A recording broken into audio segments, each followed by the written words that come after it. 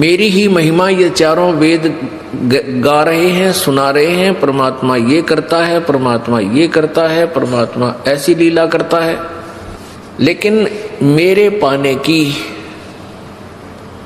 विधि वेदों में वर्णित नहीं है। अब यहां दो प्रश्न उठते हैं कि एक तो परमात्मा सामने बोल रहे हैं, कह रहे हैं, प्रत्यक्ष खड़े हैं, फिर कहते हैं मुझे पाने का तरीका वेदों में नहीं है। अब इससे क्या सिद्ध होता है कि परमात्मा के दर्शन कर लेने से मोक्ष नहीं, परमात्मा के द्वारा दिए गए उस भक्ति की कमाई करने से मोक्ष होगा। नहीं तो परमेश्वर 120 वर्ष रहे, जिनको अच्छी आत्माओं ने भी दे दर्शन किए, बुरा ने भी किए, जो उनके विरोधी थे उन मार मार कर रहे थे उनके पीछे, उन्होंने भी दर्शन किए। दर्शन से मोक्ष नहीं है, परमात्मा के उस मंत्र से मोक्ष है।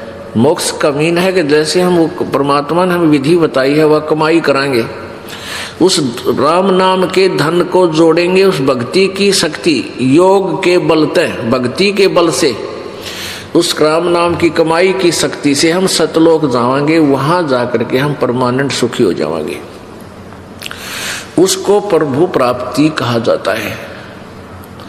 परमात्मा यहाँ आए, सभी को प्राप्त थे, दर्शन भी होते थे, लेकिन मोक्ष कोई नहीं, मुक्त कोई नहीं हुआ, क्योंकि हमने परमेश्वर के उस ज्ञान पर विश्वास नहीं किया, न उनके द्वारा दिए गई भक्ति की साधना की।